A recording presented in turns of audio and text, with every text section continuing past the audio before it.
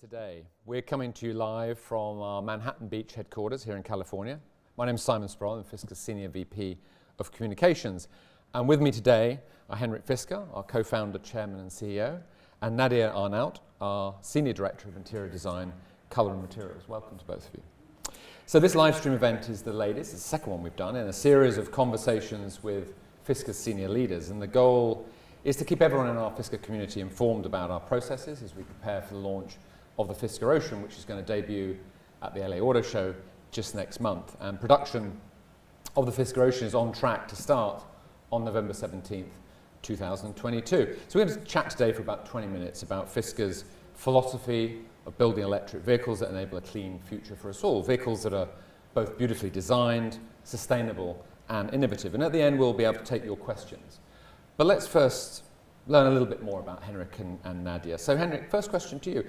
Tell us a story about how you and Nadya first started working together.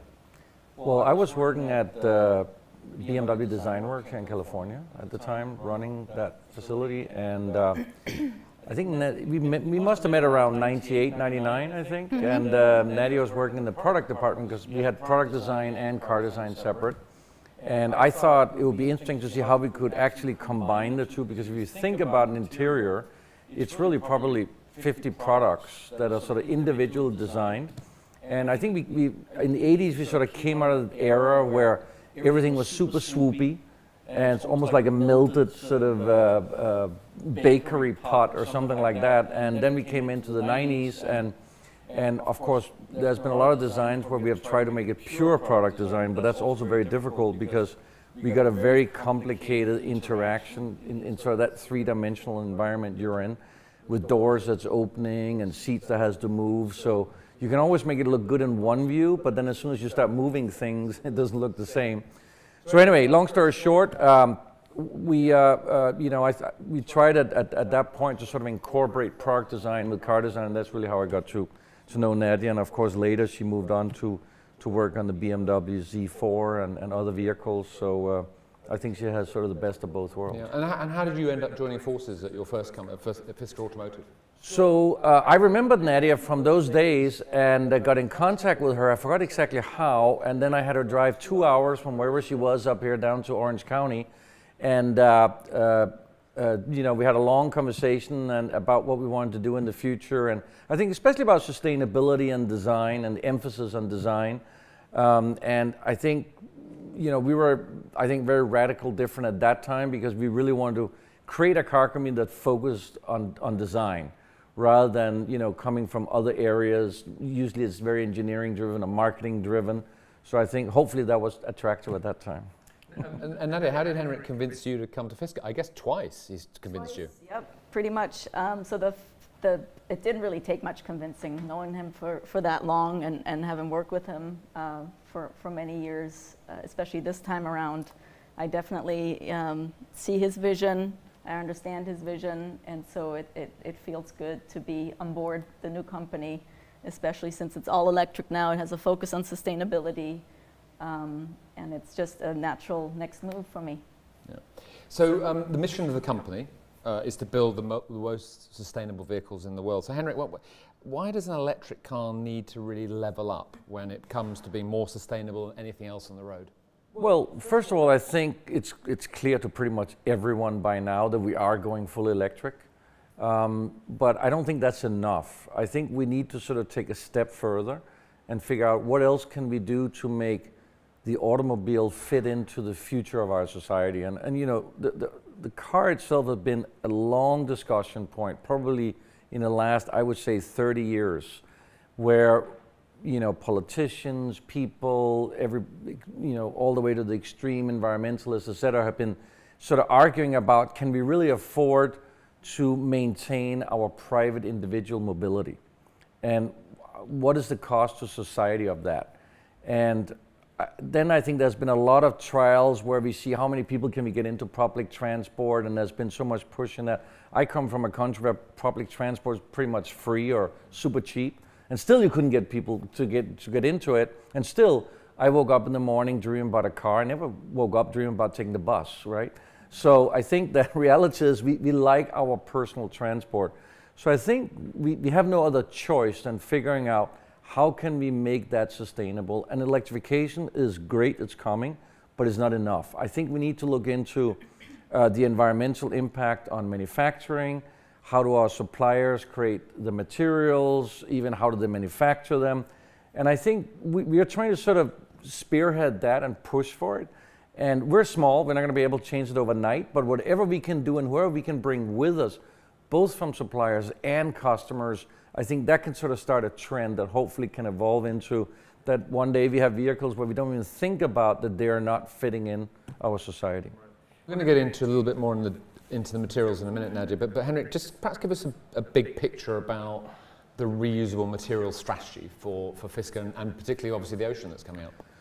Yeah, I mean, the idea with the Ocean really came about that, you know, living here in California, going on the beach, and you see, you know, every day, unfortunately, plastic bottles and garbage on the beach. And I mean, that's probably one of the cleaner beaches here. You can go to other parts of the world. I've been in, you know, Mumbai. I've been in other places where it's just horrendous, the amount of garbage that comes out of the ocean.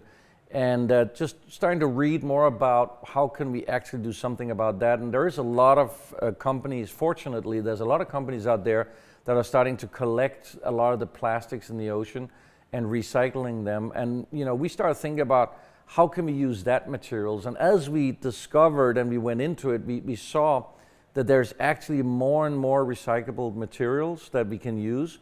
And I remember, you know, when we started looking at that even way back 10, 15 years ago, you know, the excuse was always, well, they're not durable enough, they don't fulfill the quality standards, et cetera. But we are now at a point where I think technology and how these recyclable materials are made enable us to actually use them. And sometimes you see some of these materials here, they're luxurious and they're recycled. So why wouldn't we do it? I mean, I think this is just an amazing thing that's happened, that we've been able to create a luxury car out of recycled materials. And for me, that's actually luxury.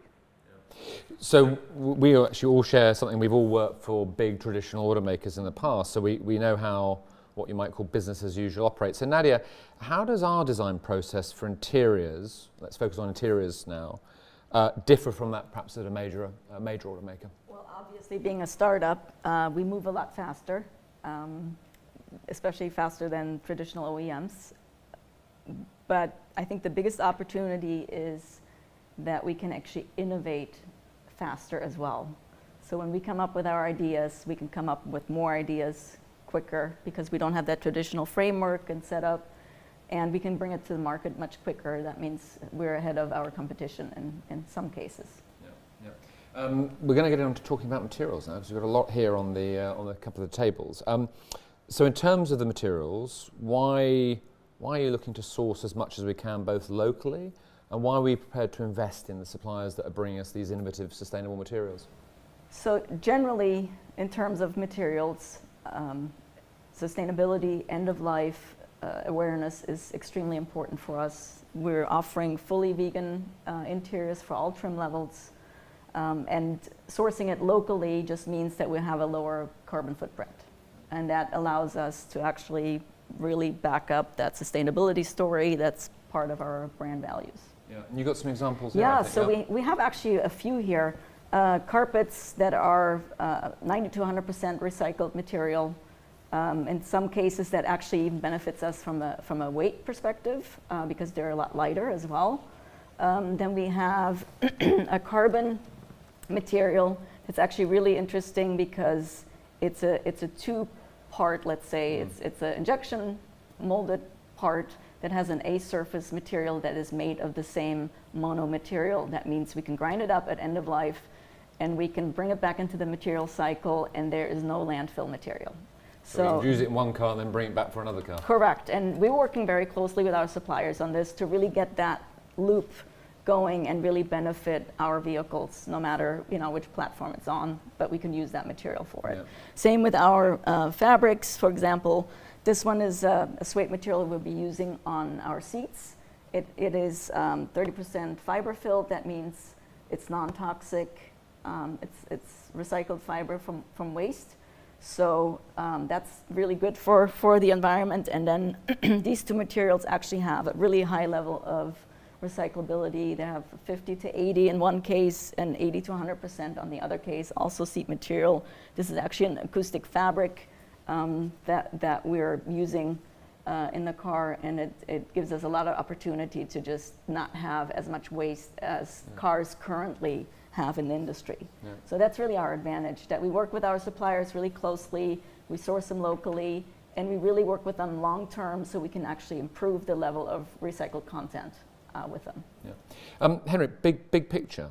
How does creating an electric vehicle give you the sort of freedom, the new opportunities for design and innovation? I mean, did you sort of come to Fisker Inc. and sort of let out a deep breath? Finally, you were free of a lot of constraints that you'd felt you were under for earlier on in your career. Well, I mean, obviously, when you start a new car company, you don't have any sort of traditions that you have to follow. You're not sort of bound by rules that somebody made many years ago and you kind of have to get rid of. So that's a big advantage. We're sort of setting and making our own rules, and we try to make as few rules as possible.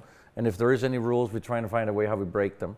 So, the whole idea is that I think as a startup, you can truly only be relevant if you do something different than all the traditional car makers you compete against. And yes, we're not, of course, we don't have as much money, we're not as big as some of the big guys, but we're faster. And that's really what makes the difference, as Nadya said before.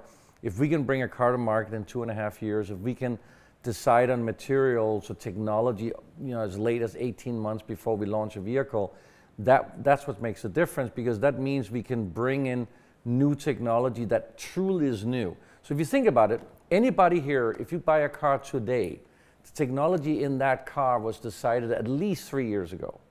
When you buy a car from Fisker next year, the Fisker Ocean, the technology was decided this year, which means you're going to truly feel this technology is new. When it comes to sustainability, I think what the advantage for us is that we don't have these rigid processes you have to get through to get some new materials in a vehicle. If Nadya says, hey, look, I want to try this new material here, I say, let's go to the supplier, let's speak with them, let's see if it works. We might take a risk sometime that, yes, maybe it's not 1,000% proven and we haven't tested it for 5 years. But you know what? We have a gut feel, we are professionals, we work with the suppliers, and we take a little bit of risk in it. But if you don't, without risk, there's no innovation, let's face it. Otherwise, we just keep doing the same old stuff, and we want to change the world, and that's what we're here to do. So let's turn to sort of exterior and interior design, and often they're viewed as something maybe separate. I mean, hopefully the designers talk to each other, which I guess maybe is our different approach. I mean, Henrik, maybe could you give us some reflections on why you think the interior design of a car has perhaps become almost as important, maybe more important now in this tech-savvy world than the exterior? Well, the design are talking together. So we are talking together. I mean, the advantage, of course, is that I'm the CEO of the company and the design chief, so we can make a lot of decisions fairly quick. You know, I don't know that you really can say that one is in front of the other. I think it has to work in perfect harmony. You know, if you design a super cool car nobody can fit in, then it obviously doesn't work. And if you design an interior that looks worse than a minivan, then nobody will buy it. So, you know, in the end of the day, there is that perfect harmony that you have to find. You know, with the Ocean, we looked a lot of unique storage space, how we can actually use this vehicle. We got some surprises, I think, coming up. A couple of surprises we're not even going to show actually at the LA Auto Show because it's really different. Nobody's done it yet, so I think we'll show it next year a little closer to when we reveal. But even in the Ocean, we'll show some really interesting usability on the screen that nobody else have in the world. We filed a patent on it. I think we have some great center console, a lot of interesting ways to put things, and just the sort of symbol design merged together with the feeling of luxury, feeling that somebody cared, that there's interest we get in the vehicle. So all these things come together. Of course, you still are always aligning the exterior silhouette and the belt line and everything else with the interior. I think in our second project, which we're not going to talk so much about today, but on the Pear, there's particular, I think, an interesting new way that the interior and exterior is going to come together because of the belt line that is very unique in that vehicle. So we're trying some new things out. Of course, you're always juggling, like I said, the looks of the exterior, the functionality of the interior, and then you have to think about what type of vehicle are you doing. So of course, if you're doing a two-seater sports car, it's very different than if you're doing a five-seater SUV. There has to be a lot more functionality in the five-seater SUV, clearly. So Nadya, when Henrik says, hey, I've got an idea, here's a sketch, here's the outside of the car, do you immediately, I now can picture the interior? Talk to me through how, when you see an exterior design, how you think about the interior. Yeah, it's definitely that the exterior sets the tone, and I years ago came up with this thing. The exterior sets the tone, the interior plays the song.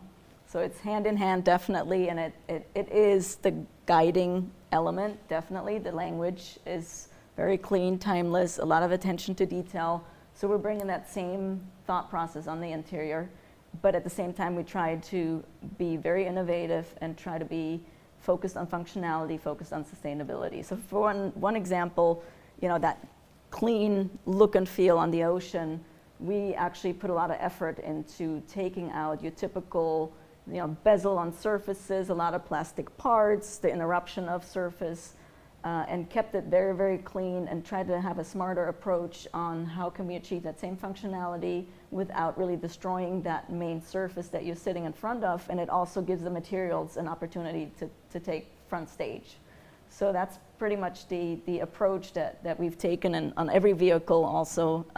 Once we have a good direction or a good overall goal for that vehicle, it's then easier for us to really try out that inside-out balance and complete that in a holistic way. Yep. So you gave me a great cue there on front stage. Henrik, we're about a month away from the LA Auto Show, and we're unveiling a sustainable vehicle, but we're also unveiling a sustainable auto show stand. Perhaps tell us a little bit about your thinking behind how we're going to present the vehicle at LA. Yeah, you know, I mean, our brief to our partner Gensler, that's the architect on the program, was really to, for in terms of our experience centers, what we want to have them to be really green, and then our brief to our show stand builder was the same, and we're trying to really make sure that they use sustainable materials, but also just from design here, we take some inspirations from ocean, from nature. I think it's a really different type of show stand. I think it's going to be very cool. So we're looking forward to surprise everybody. And in terms of incorporating sustainability into our booth, I mean, how's that? How are we thinking about that? Well, I think, you know, the materials that we're using, I think is also fairly minimalistic to a certain extent, but it's always about the materials when you think about a booth, really. And how you set it up. So, and that's, I would say, the essence of that. Being able to reconfigure and reuse it, use it multiple times, it just gets more life out of those parts. So we've had quite a few questions. My phone's buzzing away here with questions, so thank you for sending those in. There's a couple. One here, are the people in the back Fisker workers or paid actors? So Actually, I asked them to, I told them they'll get a raise if they hang around a little bit. They're Fisker employees. They're Fisker employees, So yes. there's a question here about, will white interiors be the only option? So someone's trying to sneak a few product details out. So what do we want to say about interior No, colors? we have plenty of options. We have actually a lot of options and a lot of variety there, going all the way from the base to the top. And as Henrik was saying, quite luxurious looking too for our high-end level. So, I want to add a thing on that. I think that cars have been kind of suffering from a bit of boredom when it came to colors. We all know that about 70% of all cars are either white, black, or silver. And I think this is probably the same with like black and gray interiors. So I think we're going to come out with a real nice, colorful interior. We're going to show at the LA Auto Show. Of course, we'll have white and black because they're just big sellers. But we have another surprise, and I think it's going to be really interesting, and nobody else, I think, have anything that's even close to that. And we have a surprise in how the design of, for instance, the seats are done, which is very, very unique, and I think we'll be one of the first in the world to use that technology to get a completely different shape in the seat and a different way of laying out the seams, etc. So a very practical question here. Are these interior materials easy to vacuum and clean? oh yes, absolutely. And especially with what Henrik just mentioned on the seats. We actually have a construction of the seat where you don't have your typical trenches and little areas where things get stuck. So it'll be a lot easier to clean than your conventional vehicle. Great. Let's see, what will we see at the LA Auto Show? Well, we'll have two Fisker Oceans. They're production intent vehicles, which are pretty much the production cars. Of course, they come off. They're made, of course, with somewhat early tooling. We don't have the long lead tooling yet. We're actually doing the first stampings, etc., over and get them shipped into Magna. They're done at Magna Stampings facility in Europe. So there's two vehicles you're going to see on the show. Will be the two of the launch colors that we're showing, and you're going to be able to order the vehicles exactly like that. We're showing what we call, I think I shouldn't be saying that yet, but Fisker Ocean 1, we're going to call the launch edition. So that was a little secret coming out here. And we will offer standard 22-inch wheels. We'll have some really interesting mix of materials, never been done, I think, at least not in a high volume production. And they'll be complementary in that package. So I think that's going to be pretty exciting. And we, of course, are going to explain about the details of the powertrain, details about batteries, detail about the technology, et cetera, et cetera. And then we'll have another little surprise, also based on an Ocean that we're doing with a local artist. And we'll also show our skateboard, aluminum intensive skateboard there as well, with some of the technology elements in the vehicle. And it might be a little video of another teaser video on the pair, but it'll be very teaser-like. It's too early to show too much on that. Yeah. So a lot going on. In fact, you did create some news, because one of the questions was, can you share some news today? But you just shared some news about our model lineup. So I think we'll stop that for now. A question actually about asset light, our asset light model. How's our asset light approach helped us with achieving the sustainable product vision?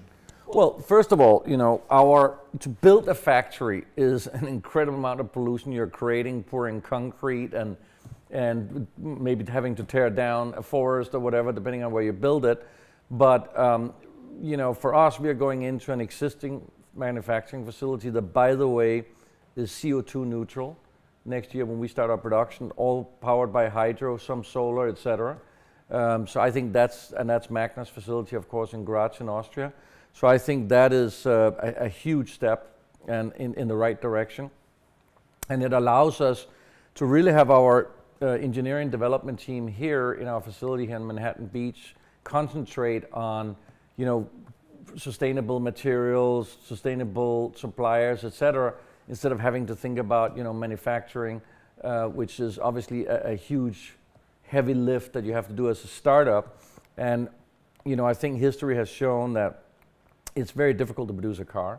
and it's very difficult to do it right out of the bat the first time you ever do it in high quality. I mean, look, you have to face it, the traditional car makers have spent maybe the last 40, 50 years perfecting manufacturing, and it takes a long time. So we are together with a manufacturing partner which have already done all that.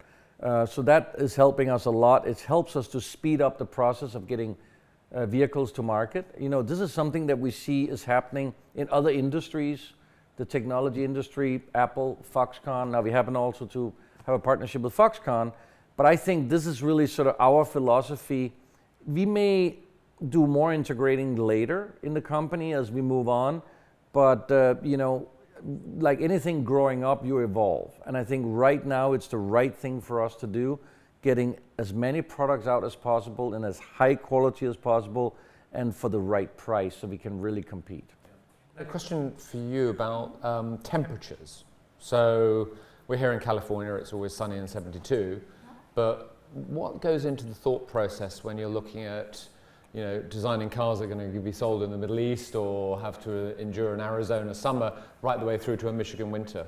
Absolutely. We test actually all of our material. There's a standard test for automotive that all of our materials have to go through just to make sure from the very cold to the very hot and humidity or dryness that it withstands all those conditions. Yeah. Why, Henrik, back to your question on what do you think has held back our industry in terms of producing sustainable vehicles? Has it been technology? Has it been desire, customer pull? What do you think? Well, I think it's just that it's an incredible, you know, capital-intensive industry. We're talking about billions of dollars, and once that machine is up and running, very few people want to change it because it's already running. They've already invested billions of dollars, which is why it really took external influences to change this entire industry to move towards electrification. It didn't come from within the traditional car industry. And I think that next change of creating even more sustainable vehicles with new materials that haven't been used before will also come from outside the traditional car industry, because we don't have any deals with somebody that we have spent the last 30 years to, you know, making stuff for us that we have to sort of adhere to and we have to take to keep the, you know, that alliance going. So therefore we can pick and choose all these new type of materials. Like I mentioned, we can get faster to market. And I think this is sort of also very refreshing and a good, you know, competitive environment that we are creating in the industry for the entire industry to move forward. Because in the end of the day, it only works for the entire industry to move forward. Now, for us at Fisker, we feel we have a competitive advantage because we think we can not only move faster than everybody else, but we can actually keep reducing this time to market as we move forward, and we already have a lead. So if we can keep that lead, I think we can stay ahead of the pack for a very long time. Yeah. Well, time flies when you're having fun, I guess. That's actually all we've got time for today. So Henrik, Nadya, thank you very much for joining us and sharing your insights, and thank you to everyone out there for joining us today on this live stream. We're going to do this again, and we look forward to seeing you all at the next session, and of course at the LA Auto Show next month. Thank you again for joining us.